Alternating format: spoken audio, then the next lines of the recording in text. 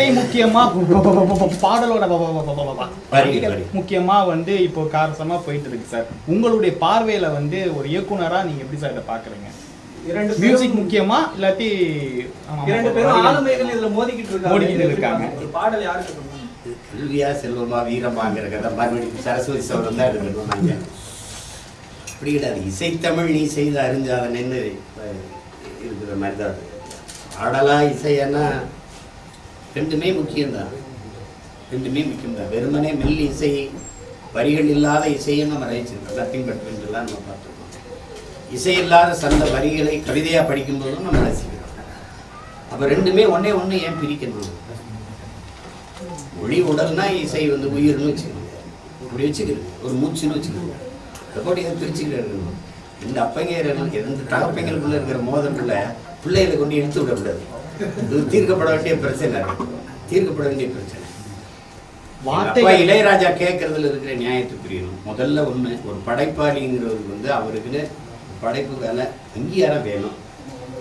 இப்போ என் தம்பி வந்து இந்த படத்தை தயாரிச்சிட்டாருன்னா இந்த படத்துல இசையமைச்சது பாட்டு எல்லாத்துக்குமே பொறுப்பு அவர்கிட்ட ஊதியம் வாங்கிட்டாங்க. அதனால அவருக்கு தான். ஆனா இப்ப நாங்க ஒரு படத்தை வந்து தொலைக்காட்சி கொடுக்குறோன்னு வைங்களேன், ஒரு முறை ஒளிபரப்புறதுக்கு தான் எங்களுக்கு காசு கொடுக்குறாங்க. ஆனா குறைஞ்சது இப்ப குறிப்பா என் தம்பி படத்தை எடுத்துக்கீங்களேன், எவ்வளவு கொடுத்து வாங்கியிருப்பாங்க நீங்க? ஆனா எத்தனை முறை ஒளிபரப்பப்பட்டிருக்குன்னு நினைப்பீங்க? அப்போ ஒரு முறை ஒரு 10 லட்ச ரூபா கொடுத்து ஒரு படத்தை வாங்கிட்டீங்கன்னா நீங்க அதை வாழ்நாள் முழுக்க வச்சுக்கிறீங்க அந்த உரிமத்தை. அப்ப அந்த ஒவ்வொரு முறையும் முன்னாடியெல்லாம் வானொலியில ஒரு பாட்டு வந்துச்சுன்னா அந்த ஒரு தடவை ஒளிபரப்புனா அதுக்கான ஒரு ராயல்ட்டின்னு ஒன்று கொடுப்பாங்க. அப்போ ஒரு படைப்பாளிக்கு, அந்த எழுத்தாளருக்கு, அந்த இசையமைப்பாளருக்கு, இந்த தயாரிப்பாளருக்கு இன்னும் ஒரு விழுக்காட்டு அடிப்பில் வச்சுக்கலாம். 60 தயாரிப்பாளருக்கு, மீதி மற்றவங்களுக்கு அந்த வாங்கி வெளியிடுற நிறுவனத்துக்கு ஒரு 60, மீதியில் 40 தயாரிப்பாளர் படைப்பாளிகள் அவங்களுக்கெல்லாம் பிரித்து கொடுக்குறதுங்கிறது ஒரு நியாயமான உரிமை. அதை தான் அவர் கேட்குறாரு. அதை நம்ம புரிந்து கொள்கிற விதத்தில் எல்லாரும் தவறு பண்ணிட்டு, அப்பா இளையராஜா வந்து கவிஞர்களுக்கு கொடுக்காதீங்க, பாடகர்களுக்கு கொடுக்காதீங்கன்னு சொல்ல, எனக்கு அதில் உரிமை இருக்கு, எனக்கு உரியதை கொடுங்கன்னு கேட்குறாரு. மாற்றம் வருமா சார்? மாற்றம் வராது தம்பி, வர வைக்கிறது.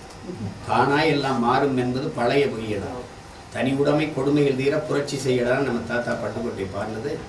மாற்றம் வந்து தானா வராது, மாற்றணும். அம்பி சொல்றாருல, உலகத்தை எப்படிப்பட்ட மாற்றத்தை ஏற்படுத்தி நீ நினைக்கிறியோ அந்த மாற்றத்தை உன்னிலிருந்து தொடங்குன்னு. நான் என்னிலிருந்து தொடங்குறேன், நீங்க உங்களிலிருந்து தொடங்குங்க, மண்ணிலிருந்து தானா தொடங்கும். ஒரு சில மக்கள் வந்து ஹீரோக்களால தான் மாற்றம் வரும், அந்த ஹீரோ பேரை சொல்லலை, காமனா சொல்றாங்க. நாங்க மக்கள்கிட்ட கருத்து கணிப்பு கேட்கும் போது அவர் சொன்னக்கூடிய மீனிங் என்னன்னா, இந்த ஹீரோ நான் சூப்பரா பண்ணுவாருன்னு நினைச்சிட்டு இருக்கேன். அப்பனா வந்து அரசியல்வாதிகள் இது பண்ண மாட்டாங்களா? ஹீரோவை நம்பிதான் வந்து தமிழ்நாடே இயங்கிட்டு இருக்கான் அப்படின்னு ஒரு கேள்வி வருது. அது மற்ற மாநிலங்கள் இல்லாத ஒரு அளவு கடந்த திரைக்க வச்சு நமக்கு திணிக்கப்படுது. உங்களுக்கு புரியுதுன்னு நினைக்கிறேன். அளவு கடந்த திரைக்க வச்சு நமக்கு இருக்கு. இப்போ அருகில் இருக்கு கேரளா, இங்கேயே அரசியல் இருக்கு. மேற்கு வங்கத்தில் இருக்கு. எல்லா மாநிலங்கள்லேயும் இருக்கு. இங்கே கூடுதலாக இருக்கு. இப்போ அந்த ஹீரோ மேலே மக்கள் வைக்கிற நம்பிக்கையை அவர் அப்படி காப்பாற்றிட்டாருன்னா ரியல் ஹீரோவாக இருந்தவர் ரியல் ஹீரோவாக இருக்கக்கூடாது. ஆனால் எங்களுக்கெல்லாம் ரியல் ஹீரோ என்ன இருக்கிறாருன்னா எங்கள் ஐயா நல்ல கண்ணு இருக்கு.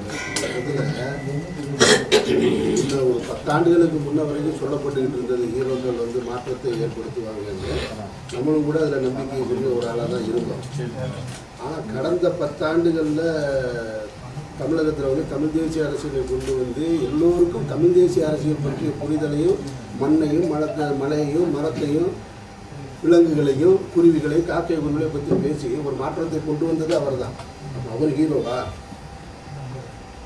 ஒரு ஒற்றை மனிதனாக தான் கிட்டத்தட்ட 30 லட்சம் வாக்குகளை பெற்றுக் கொண்டு வந்து மாற்றத்தை ஏற்படுத்தியிருக்காரு. 30 லட்சம் வந்து அதிகாரத்தை பிடிக்கிற வாக்குகளாக இன்னும் மாறலையே தவிர அவர் மாற்றத்தை தொடங்கிட்டார் 10 வருஷத்துக்கு முன்னாடியே. ஸோ களத்தில் இனி போகிற காலகட்டத்தில் அவர் சொல்கிற மாற்றம் வருமா, ஹீரோக்கள் சொல்கிற மாற்றம் வருமானதை பொறுத்து தான் பார்க்க முடியும். யார் கடைசி வரைக்கும் மக்கள் பக்கத்தில் நிற்கிறாங்கன்றதை வச்சு தானே முடிவு எடுக்க முடியும். என் தம்பி சொல்கிறதுல இருக்கிறத நீங்கள் ஆழ்ந்துக்கிறீங்க. தனி மனிதனில் இல்லை மாற்றம், முன்வைக்கிற தத்துவத்தில் தான் மாற்றம். நீங்கள் எப்பவும் தனி மனிதனை தலைமை இருக்கக்கூடாது. நான் இருப்பேன், போயிடுவேன். ஆனால் நான் முன் வச்ச தத்துவத்தை தான் நீங்கள் தலைமை இருக்கணும். நான் அது அப்படியே இருக்கும், அது அப்படியே தான் இருக்கும். அப்போ அதை தான் நீங்கள் பார்க்கணும். அவர் என்ன கோட்பாட்டை சொல்கிறாரு, பேசுகிறது அமீர் ஆதம் பாபா சீமான்னு ஏன் பார்க்குறீங்க? நாங்கள் என்ன கருத்தை எடுத்து வைக்கிறோன்னு பாருங்கள். அது அதை பாருங்கள். அந்த கருத்து ஆக சிறந்ததாக இருக்குன்னா ஏற்கிறதா எதிர்க்கிறதாங்கிறது அப்புறம் விவாதிங்க. அதுதான் சரியா. ப்ரொடியூசர் நடிகர் லாரன்ஸ் அவர்கள் இப்போ மாற்றங்கிற ஒரு அபிப்பிராயம் தொடங்கினாங்க. அது ஒரு அரசியலான முதல் படியாக இல்லை தம்பி மாற்றம். ஆமா நேமே மாற்றம். வார்த்தையில் இருக்கிற மாற்றம் நாளைக்கு வந்து வாழ்க்கையில் வரும். அது வரலாறாக மாறும். தம்பி லாரன்ஸ் செய்யும் போது அவருக்கு ஒரு ஈடுபாடு இருக்குது, சமூக அக்கறை இருக்குது. அதுக்கு நான் எப்பவுமே அவருக்கு வாழ்த்துவேன். மாற்றத்தை தம்பி நிகழ்த்துவதற்கு நாங்கள்லாம் அவருக்கு உறுதுணையாக இருக்கோம். அவர் நிறைய செய்கிறார், நீங்கள் கவனிப்பீங்கன்னு நினைக்கிறோம். அவர் நிறைய செய்கிறாரு. அப்போ அதை வந்து செய்யும்போது மாற்றம்ங்கிறது இங்கே வெறும் சொல்லல, செயல்னு நாங்கள் திரும்ப திரும்ப சொல்லிட்டு இருக்கிற காரணம் தான். அந்த தம்பி தொடங்கின மாதிரி நீங்களும் உங்களுக்குள்ள அந்த சிந்தனை வரணும், அவருக்குள்ள வரணும், அவருக்குள்ள வரணும். அப்படி வரும்போது நிறைய கேள்விகள் பிறக்கணும். கேள்விகள் பிறக்கும்போது தான் பதில் தேடல் வரும். தேடல் வரும்போது தான் ஒரு தெளிவு வரும். அதாவது கேட்கறதுக்கே அஞ்சிக்கிட்டு பயந்துக்கிட்டு இருந்தோம்னா கஷ்டமாயிடும். நேற்று நீட் தேர்வு எழுதியிருக்காங்க. அதுல மாணவர்களுக்கு வந்து அந்த சீரியல் நம்பர்ல குளறுபடி ஏற்பட்டிருக்கதா பெற்றோர்களும் மாணவர்களும் நேற்று வந்து புகார் கொடுத்திருக்காங்க. இதை எப்படி பாக்குறீங்க? எழுதிட்டு வந்தவங்களே இந்த பிரச்சனை இருக்கு. இதுல இருந்து தெரியுதா நீட்டையா நாங்க வேணாம்னு இருக்கிறோம்ட்டு. நீட்டை ஆதரிச்ச பெருமக்கள்கிட்ட நீங்க இந்த கேள்வியை கேட்கணும். நான் திரும்ப திரும்ப உங்ககிட்ட கேட்கிறேன். போலி மருத்துவர்களை தான் உருவாக்குது. தமிழ்நாட்டில் எத்தனை பேர் மார்க் ப்ராக்டிஸ் பண்ணி பிடிபட்டாங்கன்னு உங்களுக்கு தெரியும். ஹெட்ஃபோன் வச்சு எழுதுறதுலாம் உங்களுக்கு தெரியும். வட இந்தியாவில் இப்போ கைது பண்ணப்பட்டிருக்காங்க. 50 பேருக்கு மேலே கைது பண்ணப்பட்டிருக்காங்க. அப்போ நீ போலி மருத்துவரை உருவாக்குறியா, தரமான மருத்துவரை உருவாக்குறியா? ஒரு கேள்விக்கு பதில் சொல்லுங்க என் உடன் பிறந்தார்களே. இந்திய நாட்டின் மருத்துவ மாணவர்கள், தரமான மருத்துவ மாணவர்களை உருவாக்க அமெரிக்காவில் இருக்கிற ஒரு தனியார் நிறுவனத்திற்கான தேவை என்ன? ப்ரோமெட்ரிக்குங்கிற அமெரிக்க நிறுவனத்துக்கு தேவை என்ன? இந்தியாவில் தரமான மருத்துவரை உருவாக்கி கொடுக்க. ஏன் அவன்கிட்ட கொடுக்குற ஒரு தேர்வை கூட ஒரு மாணவனுக்கு நடத்த முடியாது அவனால? வட இந்தியாவில எந்த பெண்ணுக்கு தோடை கழட்டி மூக்கத்தை கழட்டி நீங்க பார்த்துருக்கீங்க. ஆனால் என் மாநிலத்தில் மட்டும்தான் தோடு மூக்கத்துக்குள்ள விட்டு கொண்டு வர முடியும்னு சொல்ற நீங்க. இவிஎம் எந்திரத்துக்குள்ள ஒன்றும் பண்ண முடியாதுன்னு சொல்றீங்க. ரெண்டையும் நீங்க தான் சொல்றீங்க. துப்பட்டாவை கலட்டுறீங்க, உள்ளாடை கலட்டுறீங்க, தலைமுடியை விரிச்சு போடுறீங்க. எங்க பிள்ளைய தேர்வு எப்படி எழுதும்? என்ன மனநிலையில நீங்க உள்ள அனுப்புறீங்க எங்களை? என்னுடைய பொண்ணு 2 வருஷத்துக்கு முன்னாடி நீட் எழுத போச்சா. நான் அதை எந்த செய்திகள்லையும் சொல்லலை. நீட் எழுத போனப்போ அவள் போட்டிருந்த புர்காவை கரெக்டாக சொல்லிட்டு உள்ளே வர சொன்னாங்க. நீட்டே வேணான்னு சொல்லிட்டு அது வீட்டுக்கு வந்துருச்சு. ஏன்னா நீங்கள் ஆடை, தோடு, கழுத்தில் இருக்கிற செயின் இதெல்லாம் வைக்க முடியும்னு சொல்கிறது வந்து அது மனநிலையை வந்து பாதிக்கிறதா, ஒரு அச்சமூட்டி உள்ள கூட்டி போடுறோம். இப்போ இப்படி ஒரு கேள்வியை எழுப்புவோமே. நான் நீட்டில் நாங்கள் 2 பேரும் தேர்ச்சி வென்று வந்துடுறோம் மாணவர்கள். இப்போ இதில் நீங்கள் எப்படி தர வைக்கிறீங்க? 1200க்கு 1199 மதிப்பெண் என் தம்பி வாங்கியிருக்கிறாரு. நான் 800 வாங்கி எல்லையில் தான் தேர்ச்சி விட்டுருக்கேன், பார்டரில் பாஸ் பண்ணியிருக்கேன். ஆனால் நான் நீட்டில் தேர்ச்சி விட்டுறேன், இவர் நீட்டில் தோற்றுறாரு. அப்போ இவர் தகுதியற்ற மாணவர்ன்றீங்க, மருத்துவம் படிங்க. இப்போ நீங்கள் இந்த +2 மதிப்பெண் எதுக்கு? அப்போ தூக்கி நேரடியாக நீட்டுக்கான கோச்சிங்கை வச்சுட்டு நீங்கள் அப்படியே கொண்டு போயிருங்க. எதுக்கு +2 மதிப்பெண் இருக்கு? அது தேவையில்லை. இல்லை அப்படியே நான் தேர்ச்சி பெற்று வந்தால் எனக்கு பாடம் நடத்த போகிற பேராசிரியர் யாருன்னா அவர் நீட் எழுதி வந்தவரா? இல்லை, பழைய பேராசிரியர். பாடத்திட்டத்தில் தான் மாறுதல் இருக்கா? இல்லை, அதே பழைய சிலபஸ் தான். அப்போ அதே பேராசிரியர், அதே பாடத்திட்டம், அப்புறம் எப்படி தரமான மருத்துவம் வரும்? தரமான மருத்துவரை நீ எப்படி உருவாக்குவ? நீட்டியே தனியார் முதல்ல நடத்துகிறாங்க. அதை யாராவது கேட்குறீங்களா? அது அமெரிக்க நிறுவனம் ஏன் நடத்துது? தனியார் ஏன் நடத்துது? பரீட்சை நடத்துறதும் அமெரிக்க நிறுவனம், கோச்சிங் சென்டரும் தனியார் நிறுவனம். அது கேட்கணுங்களா? நீ இப்போ பயன்படுத்துகிற இவிஎம் எந்திரத்தை தயாரிக்கிறவனும் ஜப்பானில் மைக்ரோ எலக்ட்ரானிக்ஸ்ங்கிற தனியார் நிறுவனம். யார் அது சொல்லுங்க? நீங்கள் எது ஒன்று நீங்கள் செய்கிறீங்க, தேர்தலை நீங்கள் நடத்துவீங்க, அந்த எந்திரத்தை அவன் தயாரித்து உங்களுக்கு கொடுப்பான். நீங்களே பார்க்குறீங்க, ஒரு வலையொலியில் வருது, பெட்டியை திறந்து ஓட்ட பூரா எடுத்து பைக்கில் ஓட்டி போயிட்டு இருக்காங்க.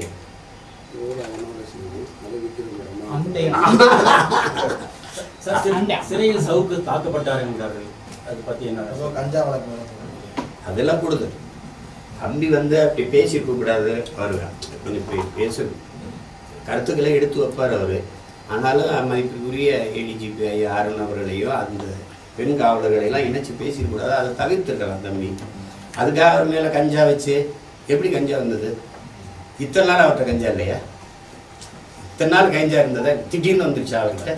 அந்த அளவு அதிகமாக சொல்கிறாங்க சார். முதல்ல 400 கிராம், நாங்கள் இப்போ 3 கிலோ 30 கிலோ வரைக்கும் கூட வர வியாபாரம் சரியா இருக்கு. சவுக்கு சங்கருங்கிறத கஞ்சா சங்கர் ஆக்குறதுக்கு வேலை நடத்துவாங்க. அதெல்லாம் இல்லை, சிறைக்கில் வச்சு அடிக்கிறது, தாக்குறதுல அதெல்லாம் ரொம்ப கொடுஞ்செயல். அந்த ஆக்சிடென்ட் கூட அந்த ஆக்சிடென்ட் கூட கூட்டு வரும்போது ஆமாம். இல்ல ராகுல் காந்தி ஒரு பிரதமர் ஒரு ஒரு என்ன சொல்லுவாங்கன்னா, அந்த விபத்து இந்த இதெல்லாம் பார்க்கும்போது ஒரு உயிர் பயத்தை கொண்டு வெளியில போய் பேசாம இருக்கணும், பேசக்கூடாது அப்படின்னு அச்சப்படுத்துறதுக்கான வேலை திட்டங்கள் தான் இது எல்லாம். இந்திய பிரதமர் போலவே தமிழக முதல்வரும் செய்தியாளர்களை சந்திக்காமலே இருக்கிறாங்க. அதை எப்படி பாக்குறீங்க சார்? செய்தியாளர்களை சந்திக்கவே இல்லைன்னு தான் பாருங்க. நீங்க என்ன கேள்வி, நீங்க இவ்வளவு கேள்வி கேட்குறீங்க, நாங்க பதில் சொல்றோம்ல. நீங்க எழுப்புற கேள்விக்கு பதில் ஏதாவது இருக்குமா? அப்புறம் எப்படி சந்திப்பாங்க? 10 ஆண்டு கால ஆட்சியில ஒரு சாதனையை கூட சொல்லி, ஒத்த சாதனையை சொல்லி ஓட்டு கேட்க முடியாத பிரதமர் எப்படி பிரசம் மீட் பண்ணுவார்? எப்படி மீட் பண்ணுவார் சொல்லுங்க? பணம் செல்லாத நீங்க, அதுக்கு நீங்க சொன்ன காரணங்கள்ல ஏதாவது நடந்திருக்கா? பயங்கரவாதம் ஒழிஞ்சிருச்சு நீங்க, அப்புறம் என்ஐஏ ரைடு விடுறீங்க, கருப்பு பணம் ஒழிஞ்சிருவீங்க, அதுக்கப்புறம் இன்கம் டேக்ஸ் ரைடு, இடி ரைடுலாம் ஏறுது. ஏன் வருது? எல்லாமே ஃபால்ஸ் கோட், எல்லாமே பொய், பிளாக் மணி. நீங்களே 6250 கோடி நீங்க எல்லாம் எங்கெங்க இடி ரைடு விட்டீங்களோ அந்த நிறுவனத்திட்டெல்லாம் காசு வாங்கிட்டீங்க. அப்புறம் ராகுல் காந்தி பிரதமர் அவரை வந்து பாகிஸ்தான் வந்து விரும்புறாங்க, ஆதரவு தெரிவிக்கிறாங்க மாதிரி பிரதமர் மோடி குற்றச்சாட்டு வைக்கிறார். அதே மாதிரி பிரச்சாரத்துல பிரதமர் மோடியோடைய பேச்சை நீங்க எப்படி பாக்குறீங்க? நான் கேட்கறதே இல்லை, எனக்கு புரியுறதும் இல்லை. ஒரு தடவை புரிஞ்சுது, வர புயலா நீர் உயரா அப்படின்னா அதோட முடிச்சுட்டேன் நான். எனக்கு என்ன புரியும் அவர் பேசுறதுல. எப்படி பாருங்க.